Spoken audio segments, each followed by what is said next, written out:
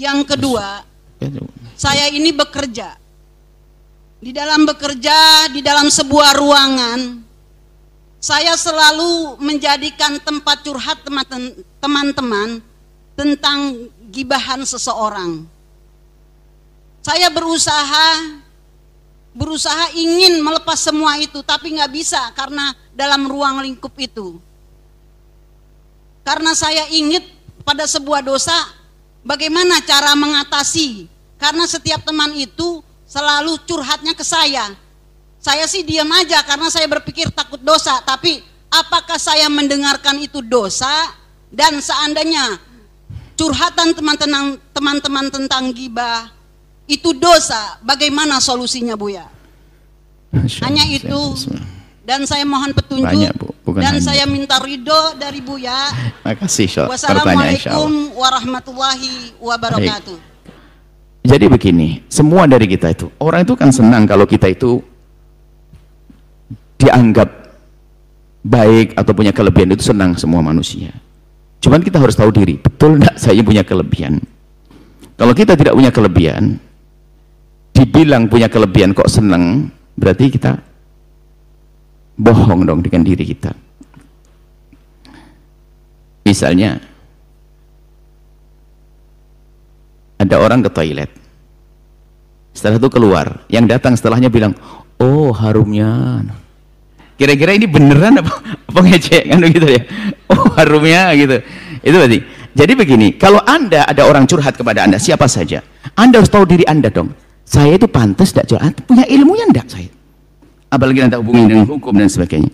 Kalau tidak jangan sok. Cuman semua dari kita itu kalau sudah didatangi orang langsung kayak jadi ustadz atau ustadzah, langsung siap. Oh iya, masya Allah, terus masya Allah kamu harus begini, langsung bernasihat ria karena langsung menjadi ustadzah. Kemarin enggak, ini biasa gayanya semua dari kita itu. Kalau sudah ada orang datang langsung berperan dia. Oh iya masya Allah. Kalau tidak tahu bilang ya bukan bagian saya, apalagi urusan pribadi begitu. Kemudian ngomongin orang nggak boleh, bukan bagian saya, jangan ngadu. Cuman kadang kita langsung merasa pikir jadi ustadz. Wah ini sudah curhat ke saya, ini ustadz, tempat tumpuan orang bertanya. Akhirnya aduh saya orang banyak bertanya ke saya. Nah ini kita harus paham sisi ini. Kalau saya punya bakat untuk menyelesaikan permasalahan, maka benar orang ngadu ke kita. Kalau kita tidak punya bakat menyelesaikan permasalahan, kalau orang ngadu ke kita itu ngajak gunjing. Ngajak gunjing. Ya kan?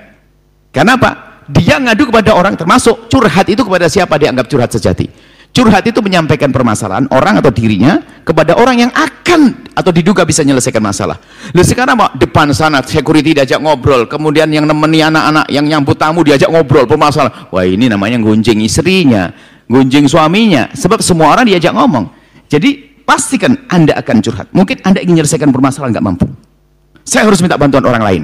Lah ini harus dipilih. Orang yang aku tanya harus orang yang punya kapasitas, punya bakat, punya ilmu di dalam permasalahan saya. Maka aku tanya pada dia, baru nanti benar.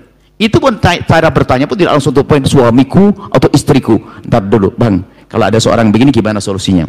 Oh gini, kalau itu dulu bisa itu. Kalau sudah mentok, bang itu sebenarnya adalah istriku bang. Oh gitu. Jadi ada prosesnya, tidak langsung wah obral cerita. Atau kalau anda ada orang datang pada anda yang ada bau-bau gunjingan, maka anda tidak usah menerima sebagai seorang. Mohon maaf ya ukhti, tidak boleh itu. Saya tidak mau dosa juga, amal saya sedikit. Saya tidak bisa menyelesaikan masalah itu. Saya nggak ngerti ilmunya masalah itu. Ayo datang kepada ustadz fulan, ustadzah fulan yang bisa menyelesaikan.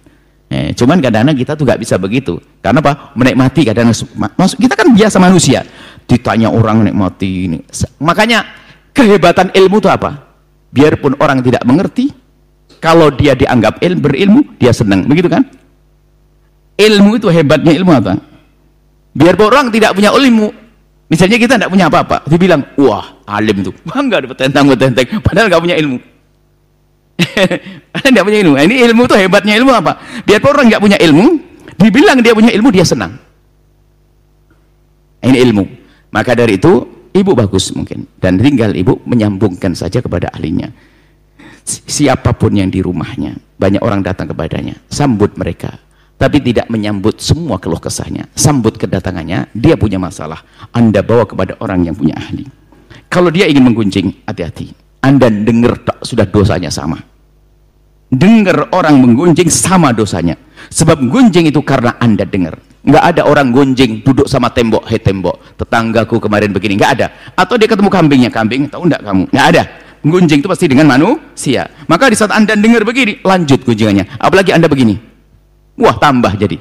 Jadi kalau ada orang gunjing, harga mati. Anda ingatkan dia atau Anda tinggalkan dia. Yang ketiga, nggak ada. Anda duduk dari itu, ikrar, mengakui. Wah, didengar, tambah jadi. Di samping Anda mendengar, kuping Anda akan kotor. Banyak melihat aibnya orang. Paling sedih melihat aibnya orang. Kita aja setiap saat minta, ya Allah, tutup aib hamba-hambamu dariku. Aku tidak pengen tahu. Yang sudah aku tahu bikin aku lupa. Dan sekarang kedatangan aib-aib begitu, pusinglah kita. Ya seperti itu ya. Terima kasih ibu yang bertanya, kelihatannya tempat didatangi oleh orang.